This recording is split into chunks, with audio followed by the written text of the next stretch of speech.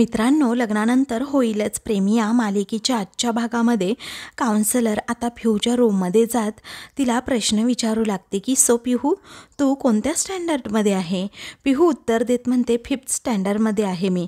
मग काउन्सिलर विचारते, स्कूलमध्ये अतिशय स्कॉलर स्टुडंट आहे की थोडीफार मस्तीसुद्धा करते? मग आता पिहू हसतच उत्तर देते, थोडी मस्तीसुद्धा करते आणि अभ्याससुद्धा करते. तेव्हा मग तुला खायला काय आवडतं असं त्या विचारतात, म्हणजे कसल्या क्रेविंग्स होतात तुला? तेव्हा पिहू हसते आणि म्हणते, मला बर्गर पिझ्झा खूप आवडतो.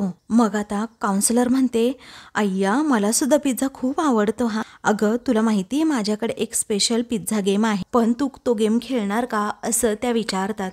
तेव्हा आता पिहू म्हणते, हो मी खेळणार हा गेम. मग आता लगेचच पिझ्झाचा बॉक्स त्या काउन्सिलर काढतात. लगेचच पिझ्झा दाखवतात. त्या पिझ्झाचे 6 पीस त्यांनी असे केलेले असतात. त्या पीसेसवर वेगवेगळी नावं लिहिलेली असतात. त्यामध्ये अँगर, त्याचबरोबर जलसी आणि डिनायर, डिप्रेशन, न्यूट्रल आणि फेअर अशी नावं लिहिलेली असतात. मग आता बद्दल समजलंय का असं काउन्सिलर विचारतात. मग पिहू त्या सगळ्या पिझ्झा पीसेसकडे पाहते आणि म्हणते, हो समजलं. तेव्हा यातला तुला जो आवडेल ना तो निवड आणि मला सांग असं त्या मॅडम म्हणतात. त्यानंतर पिहू आता खूप विचार करते आणि लगेच भीती या नावाचा पीस उचलते आणि हातात घेते आणि खूप घाबरलेली असते. तेव्हा काउन्सिलरला समजतं हिला भीती वाटतीये. तेव्हा त्या विचारतात की तुला भीती वाटतीये का पिहू कुणाची? मग पिहू म्हणते, हो मला भीती वाटतेय. तेव्हा कोणाची भीती वाटते असं त्या विचारतात. पण पिहू आता खूपच घाबरलेली असते. बाहेर काव्याने आता सर्वांसाठी लिंबू सरबत केलेला असतो. त्याच वेळी मानिनी म्हणते, बरं झालं बाई तू सर्वांसाठी सरबत बनवलास, पण मला असं वाटतंय या काउन्सिलर आल्या आहेत ना त्यामुळे पिहूच्या मनातील भीती आता जरा तरी कमी होईल. तेव्हा पिहू तर बरी होणारच आहे, परंतु मंजू आत्यांचं काय करायचं असं काव्य विचारते. कारण मगाशी कसं वागत होत्या त्या, असं वाटत होतं की त्यांना वेळ लागतंय की काय लगेच. तेव्हा पार्थ हसतो आणि म्हणतो, जरा इकडे तिकडे बघा, नाहीतर पुढचा नंबर ना तुमचाच असेल. तेव्हा काव्य म्हणते, मी नाही घाबरत हा कोणाला, आणि मला काही झालं ना तर मला सावरून घ्यायला ना माझी नंदिनी ताई आहे. त्यावरती नंदिनी म्हणते, अरे हे काय विचारणं झालं का, मी सावरणारच माझ्या बहिणीला. तेव्हा मानिनी म्हणते, नंदिनी खरंच बाई तुझं ना कौतुक आहे. अगं तू मंजूताईंना किती शांतपणे हाताळलंस आणि त्यांना सगळं समजावून सुद्धा सांगितलंस, आणि मला वाटतं ना संयम शिकावा तर तुझ्याकडूनच आणि आगाऊपणा शिकावा तर. तेव्हा काव्य म्हणते, माझ्याकडून बरोबर. मग आता सगळेजण तिच्यावर हसतात. मग आता खरंच तुमच्या दोघींकडूनही खूप काही शिकण्यासारखं आहे असं मानिनी म्हणते, कारण माझी एक सून हुशार तर दुसरी चलाक आहे. पण तुम्हाला सांगू, तुम्ही दोघी आहात ना म्हणून मला कसलंही टेन्शन येत नाही. असंच माझं घर कायम सावरत राहा असं आता मानिनी म्हणते. त्याच वेळी आता सगळेजण एकमेकांकडे पाहतात. काव्य विषय टाळते आणि म्हणते, मी रूममध्ये जाते हा, कारण अनिशा माझी वाट पाहतीये. मग आता कल्पना तेवढ्यातच तेथे येते आणि म्हणते, ताई नैवेद्य तयार आहे. त्याच वेळी आता मानिनी नैवेद्याचं ताट हातात घेते. नंदिनी तेथे असते, म्हणूनच नंदिनीला ती विचारते, काय ग तू दाखवतेस का नैवेद्य? नंदिनी लगेचच म्हणते, हो मी दाखवते की नैवेद्य. त्यावेळी जीवा लगेचच पार्थला खुणावतो. मग आता पार्थ म्हणतो, नंदिनी थांबा ना 1 मिनिट, अहो तुम्ही दोघे दाखवता का नैवेद्य? जीवा तू तयार आहेस ना रे? तेव्हा जीवा आता एका पायावर तयार असतो. मग आता नंदिनी काहीच बोलत नाही. ते पाहून जीवा मात्र हसत असतो. त्यावेळी मानिनी सांगते, अरे पार्थ तुला माहिती आहे हा नैवेद्य ना दोघांनी एकत्र तयार केलाय. तेव्हा पार्थ विचारतो, काय खरंच? मग आता मानिनी म्हणते, हो अरे खरंच, घेऊन जा हा त्याला नैवेद्य दाखवायला असं मानिनी म्हणते.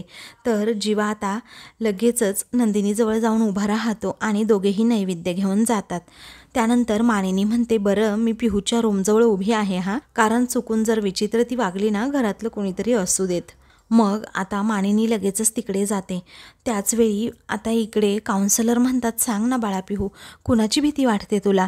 पिहूच्या समोर लगेचच वसूचा चेहरा येतो आणि तिचं बोलणंही आठवतं की मावशीने धमकी दिली आहे की तुला, श्रेयाला आणि आईबाबांना ना या घराच्या बाहेर काढेल. धमकी आठवते आणि मग त्यानंतर तुम्ही कुठे राहणार असाही तिने प्रश्न केलेला असतो. तेव्हा तिला घराबद्दलची काळजी असते, म्हणूनच ती त्या घराकडे पाहते.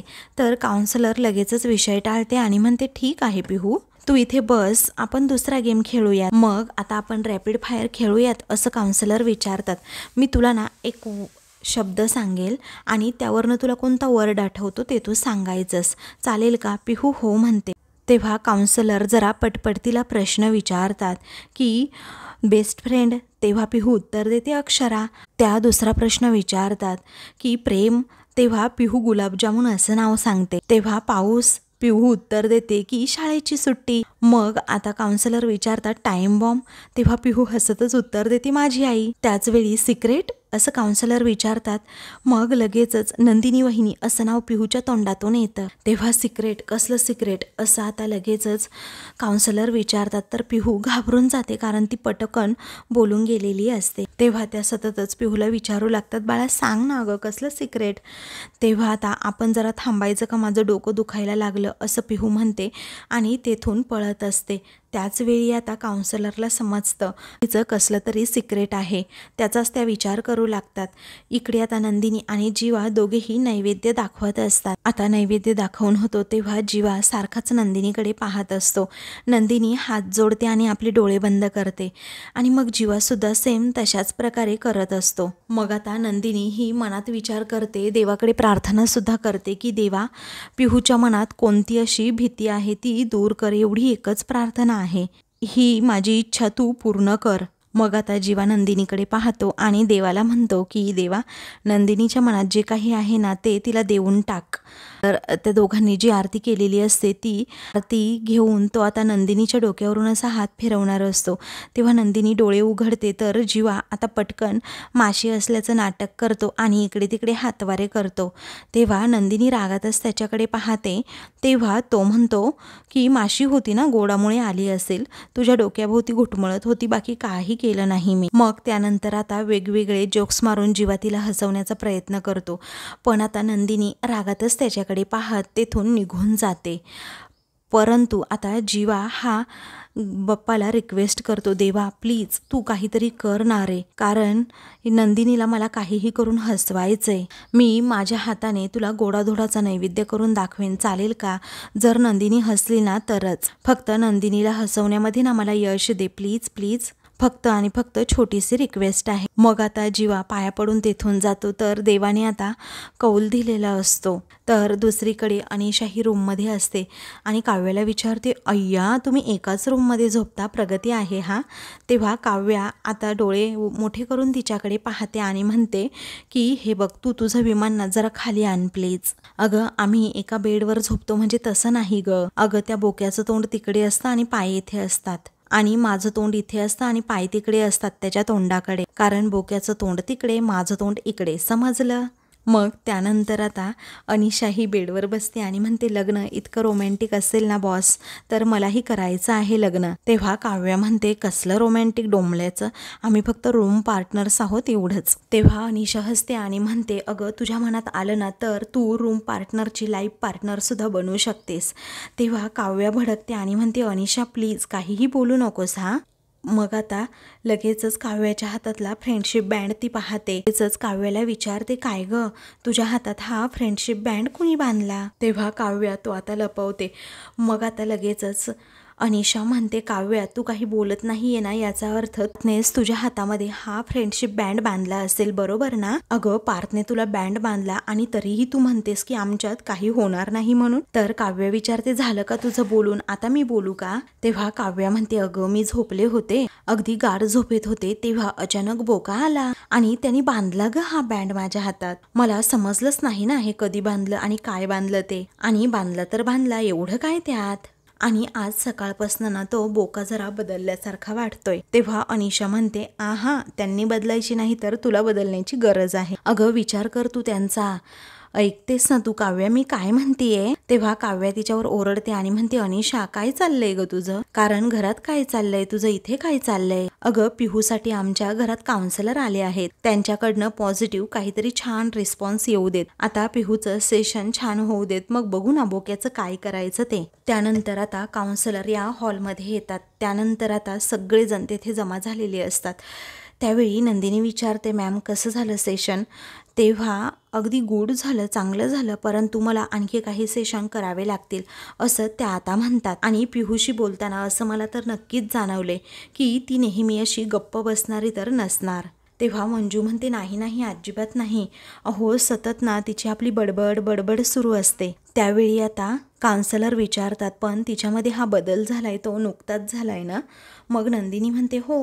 त्यानंतर मानिनी सांगते घरामध्ये ना नंदिनी तिच्याशी जास्त बोलते आणि तिच्या मनात नक्की काय आहे ना ते काढून घेण्याचा प्रयत्नसुद्धा करते.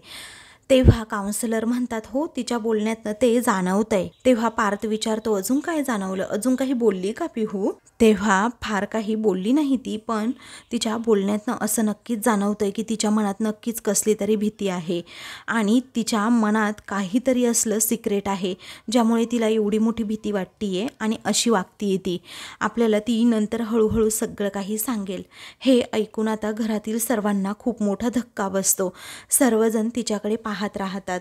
तर आता रम्या आणि वसू या दोघीही खूप घाबरतात कारण त्यांना माहीत असतं पिहू नक्की कशाला घाबरतीये. त्यानंतर सिक्रेट कसलं असं आता नंदिनी विचारते. तेव्हा आता काउन्सिलर म्हणतात हो सिक्रेट अगं नंदिनी, आणि ते तुझ्याशीच कनेक्टेड आहे कारण मी सिक्रेट विचारल्यानंतर तिने तुझं नाव घेतलं. आता हे ऐकल्यानंतर मात्र सगळ्यांनाच मोठा धक्का बसतो आणि नंदिनीला सुद्धा. तर वसू आणि रम्याचा अगदी चेहराच पडतो. त्यांना समजतं की हे सिक्रेट काय आहे ते. पण नंदिनी विचारते तिने माझं नाव का घेतलं असेल? तेव्हा तेच आपल्याला तिच्याकडनं काढून घ्यायचंय असं आता काउन्सिलर म्हणतात. बघ नंदिनी, तिचा ना तू अगदी कम्फर्ट स्पेस आहे आणि तरीही तुझ्याबद्दलचं सिक्रेट तिने मनात ठेवलंय आणि तेच सिक्रेट ती अजिबात तुला सहज सांगणार नाही. मग आता मानिनी म्हणते हो पण जोपर्यंत ती सांगत नाही बोलत नाही तोपर्यंत तिला असा त्रास होतच राहणार ना. तेव्हा लगेचच आता काउन्सिलर म्हणतात तिच्या मनात तो विचार येऊच नाही, त्याची जास्तीत जास्त तुम्हाला काळजी घ्यावी लागेल आणि ती जास्तीत जास्त त्या हॅपी फेसमध्ये कशी राहील हे सुद्धा बघावं लागेल. तेव्हा सर्वजण आता पिहूबद्दलच विचार करू लागतात की पिहूच्या मनात असं नंदिनीबद्दलचं कोणतं सिक्रेट असेल आणि पिहू कशी हॅपी राहील याचाच विचार करतात. त्यानंतर पार्थ म्हणतो पिहूला ताण येईल असं काही या घरात घडतच नाहीये. त्यावेळी काउन्सिलर म्हणतात अहो तसं नाहीये, पण पिहूच्या बाबतीत आपण असा निष्कर्ष लगेच काढू शकतच नाही. पण एक काम करा तुम्ही सगळ्यांनी, तिला काहीही विचारू नका की तुझ्या बाबतीत काय घडलंय आणि तिला कसला त्रास होतोय वगैरे, नाहीतर ती मेंटली अजूनच डिस्टर्ब होईल. तुम्ही काळजी घ्या तिची असं आता काउन्सिलर म्हणतात. तेव्हा सगळेजण म्हणतात हो मॅम आम्ही नक्कीच काळजी घेऊ तिची. तर मंजूला आता खूप टेन्शन आलेलं असतं की माझ्या लेकीला नक्की झालं काय. त्यावेळी आता नंदिनी म्हणते थँक्यू सो मच तुम्ही वेळेवर आलात. मग आता जेव्हा त्या काउन्सिलर तेथून जातात ना तेव्हा मात्र नंदिनी विचार करत राहते की नक्की असं कोणतं सिक्रेट असेल जे माझ्या पिहूच्या मनात आहे. तेव्हा मानिनी म्हणते नंदिनी एक प्रॉब्लेम आपण सोडवायला गेलो तर दुसऱ्या प्रॉब्लेमने डोकं वर काढलं, कारण त्या असं का म्हणाल्या असतील जे काही सिक्रेट आहे ते तुझ्याशी कनेक्टेड आहे. त्यावेळी रम्याविषयी टाळण्याचा प्रयत्न करत असते आणि पुढे येत म्हणते की बरोबर मामी बरोबर, अगं मला हाच प्रश्न विचारायचा होता की नंदिनीचं नाव बरोबर पिहूने का घेतलं. पण असं तर नाही ना नंदिनी आपल्याला दाखवतीये एक आणि नंतर पिहूशी जरा वेगळंच वागतीये. तेव्हा सर्वांना रम्याच्या या बोलण्याचा जरा धक्काच बसतो. तर आता पुढे लगेचच धावत जीवा जातो आणि रम्याला रागातच म्हणतो ए रम्या तुला कळतंय का तू नक्की काय बोलतीये आणि कुणाबद्दल बोलतीये, तोंडाला येईल ते बोलायचं नाही हा. त्यावेळी रम्या सांगते मी फक्त अंदाज बांधला रे जीवा, पण तू काय एवढा चिडतोस. अरे मान्य आहे नंदिनी तुझी बायको आहे, परंतु आपल्या पिहूला इतका त्रास का होतोय याचा सगळ्या अँगलने आपल्याला विचार करावाच लागेल ना. तेव्हा मानिनी म्हणते रम्या मी काय म्हणते तू ना जास्त ताण घेऊच नको, कारण पिहूच्या बाबतीत जे काही आहे ना त्याचा आम्ही सगळेजण व्यवस्थित विचार करू. अगं सगळ्या अँगलनी तू जरी विचार केला ना तरीही तुझा बाण कायमच नंदिनीकडे असणार आणि हे आम्हा सगळ्यांना माहीत आहे. असं म्हणून चांगली जाता रम्याची मानिनी ही खोड मोडते. त्याचवेळी आता काउन्सिलर काय बोलल्या नंदिनीबद्दल समजतंय ना तुम्हाला मामी, असं लगेचच आता पुन्हा एकदा रम्या म्हणते. त्यावेळी पार्थ म्हणतो हे बघ रम्या शांत बस, काउन्सिलरच्या बोलण्याचा अर्थ काय आहे आणि पिहूला नक्की काय सांगायचंय हे अजूनही आपल्याला माहीत नाहीये, त्यामुळे तू असं उलटसुलट आरोप करू शकत नाही नंदिनीवर. पण रम्या अति आगाऊ असते, ती पुन्हा काही बोलणार तितक्यातच वसू म्हणते ए रम्या गप्प बस हा, एकदम गप्प बस. अगं तुला एकदा सांगून कळत नाही का की सगळ्यांकडून बोल लावून घेण्यातच आनंद वाटतो तुला. आणि आता विषय वाढवू नकोस असं म्हणून वसू तिला चांगलीच सुनावते. तेव्हा रम्या म्हणते मी विषय वाढवत नाही आई. तेव्हा आता वसू लगेचच म्हणते पुन्हा तेच, तुला बोलायचंच आहे का? अगं अशा ठिकाणी बोल ना जिथे बोलल्याने तुझ्या शब्दाचा मान राखला जाईल. तेव्हा मानिनी विचारते ताई तुम्ही हे काय बोलताय?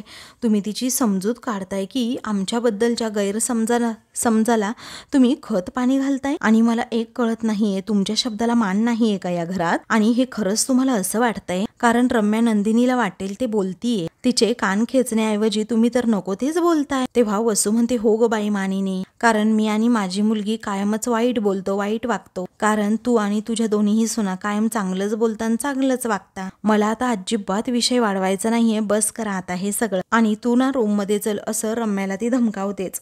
त्यावेळी आता रम्या तरीही तेथेच थांबते. तेव्हा तुला दगडावरती डोकं आपटूनच घ्यायचंय का असं वसू पुन्हा रागात विचारते. तेव्हा रम्याचा हात पकडून वसू आता निघालेली असते आपल्या रूमकडे. तेव्हा नंदिनी म्हणते 1 मिनिट थांबा बरं वसू आत्या. मग आता नंदिनी म्हणते हे बघ रम्या, काउन्सिलरच्या बोलण्यावरून तू माझ्यावर संशय घेतलास ना, मग मलाच तू आता सांग मी असं नेमकं काय केलं असेल जेणेकरून पिहूला एवढ्या फिट्स याव्यात? अगं बोल ना आता. तेव्हा आता रम्या रागातच म्हणते आता ते मला कसं माहीत असेल नंदिनी, आता आमच्या मागे तुझं काय सुरू असतं हे तूच कबूल करायला हवं ना. तेव्हा जीवा आता जोरातच ओरडतो की इनफ रम्या, नंदिनीवर असले कोणतेही आरोप करायचे नाहीत, समजलं? अगं तू काय बोलतीयस, तुला तुझं तरी कळतं का? यापुढे ना एकही वेडावाकडा शब्द बोलणार नाहीयेस तू नंदिनी विरुद्ध. अगं नंदिनी ऐकून घेते म्हणून तू काहीही बोलशील? जर नंदिनीने काही केलं असतं तर पिहू तिच्या जवळ तरी गेली असती का? विचार कर ना जरा. ती तिला घाबरून प्रत्येक वेळी पळून गेली असती. तेव्हा आता वसूलाच आठवतं की कशा प्रकारे मलाच घाबरून पिहू ही पळून जातीये. मग आता वसूच्या लक्षात येतं आपलंच भांड फुटतं की काय. तेव्हा जीवा पुन्हा काही बोलणार तितक्यातच वसू म्हणते जीवा शांत हो, तू शांत हो एकदम, कारण आता निदान तू तरी आरडाओरड करू नकोस. आणि तुम्हा सर्वांना रम्या चुकीची वागते ना तर मी खडसावते ती. तुमची नंदिनी धुतल्या तांदळासारखी आहे ना, मग बसा तिला कुरवाळत. आणि तू ग असं म्हणून रम्याला ती म्हणते एक शब्द जरी तोंडातनं काढलास ना तर मग बघतच राहा. आता चल बरं रूम मध्ये असं म्हणून वसू तिला रूममध्ये घेऊन जात. त्या दोघीही तेथून आता गेल्यानंतर लगेचच मानिनी नंदिनीला समजावू लागते बाळा, तू या दोघींचं बोलणं अजिबात मनावर लावून घेऊ नकोस हा. आणि वसू आत्याचं तर नकोच नको, तुला माहिती आहेत ना त्या कशा आहेत, त्या भडकल्यावर बोलतात म्हणून. तेव्हा वसू आता त्या दोघींचं बोलणं ऐकू लागते. तर नंदिनी मात्र विचार करत असते आणि म्हणते आई मी कुणाचंही बोलणं असं मनावर लावून घेत नाही आणि मी एकदम ठीक आहे आई. पण मला एकच गोष्ट कळत नाही आई, काउन्सिलरने माझं नाव का घेतलं असेल? असं कोणतं सिक्रेट असेल जेणेकरून त्यांनी माझं नाव घेतलंय आणि माझ्या सिक्रेटबद्दल सांगितलंय? मलाच आता कळत नाहीये. तेव्हा मानिनी सुद्धा आता त्याच गोष्टीचा विचार करत असते. तर सर्वजण आता आपापल्या रूममध्ये जातात. त्यानंतर आता नंदिनी अजूनही बाहेर त्याच गोष्टीचा विचार करत मात्र उभी असते. आणि मानिनीलाही टेन्शन आलेलं असतं की नक्की काउन्सिलरचं म्हणणं काय असेल, नंदिनीच्या बाबतीतलं असं कोणतं सिक्रेट असेल की जे पिहूला माहीत आहे. तेव्हा नंदिनी पुन्हा एकदा मानिनीला विचारते आई मला सांगा ना असं कोणतं सिक्रेट आहे जे माझ्याशी कनेक्टेड आहे. त्याचवेळी मानिनी म्हणते नाही ग बाळा, मलाही अंदाज लावताच येत नाहीये असं कोणतं सिक्रेट असू शकतं आणि जे तुझ्याशी कनेक्टेड असेल. तर वसू आता मागे सगळं बोलणं त्यांचं ऐकत असते, कारण वसूला जाणून घ्यायचं असतं की यांना काही कोणता डाऊट तर आला नाही ना, कोणता संशय तर आला नाही ना. त्यानंतर आता मानिनी ही नंदिनीकडे पाहते. तर नंदिनीला आता क्लिकच होत नसतं की नक्की असं कोणतं सिक्रेट आहे, करावं काय. तर आता मित्रांनो पुढील भागामध्ये अनिशा अजूनही रूममध्येच असते. मग आता तिथे पार्थ येतो. काव्याने असे स्पेक्स लावलेले असतात आणि ती त्यामध्ये छान दिसत असते. तर पार्थ तिच्याकडे पाहतच राहतो. त्यानंतर आता अनिशा विचारते काय हो पार्थ, ही काव्याचीच रूम आहे ना? पार्थ जरा लाजूनच म्हणतो अहो असं काय बोलताय, असं म्हणून तो मोठ्याने म्हणतो ही काव्याची रूम नाहीये, ही माझी रूम आहे, पण यांनी काबीज केलीये, फक्त नावावर माझ्या आहे आणि बाकी हक्क सगळा काव्याचा आहे असं म्हणून आता तो मनातलं सांगून टाकतो. तेव्हा अनिशा मात्र खूप हसत असते. तर काव्या पार्थ समोर जाऊन उभी राहते आणि रागातच त्याच्याकडे पाहते. तर पार्थ आता तिला खूपच घाबरतो. त्यानंतर काहीही झालं तरी आता नंदिनीला या सगळ्या गोष्टींचा छडा लावायचा असतो आणि म्हणूनच ती आता लगेचच वसू आत्याकडे जाते आणि वसू आत्याला विचारत असते की पिहू तुम्हाला पाहून का घाबरत असेल. मानिनीसुद्धा वसू आत्याजवळ असते आणि म्हणत असते की बोला ना वसू आत्या, अहो असं कोणतं सिक्रेट आहे. पण वसू काहीही सांगत नाही आणि बोलतसुद्धा नाही. तो आता खूपच घाबरलेली असते. त्यानंतर नंदिनी पिहूकडे जाते आणि पिहूला विचारते, बाळा बोल ना काहीतरी. मग आता वसू मावशीने धमकी दिली होती की तुझ्याबरोबर तुझ्या आईवडिलांना आणि तुझ्या बहिणीलासुद्धा घराबाहेर काढेन म्हणून. असं सत्य आता नंदिनीला पिहूने सांगताच नंदिनीच्या पायाखालची जमीन सरकते आणि तिच्या डोळ्यातून आता पाणी येतं, कारण तिला सर्व वसूचं सिक्रेट समजलेलं असतं. अशाच मालिकेंचे पुढील भाग पाहण्यासाठी चॅनलला सबस्क्राईब करा.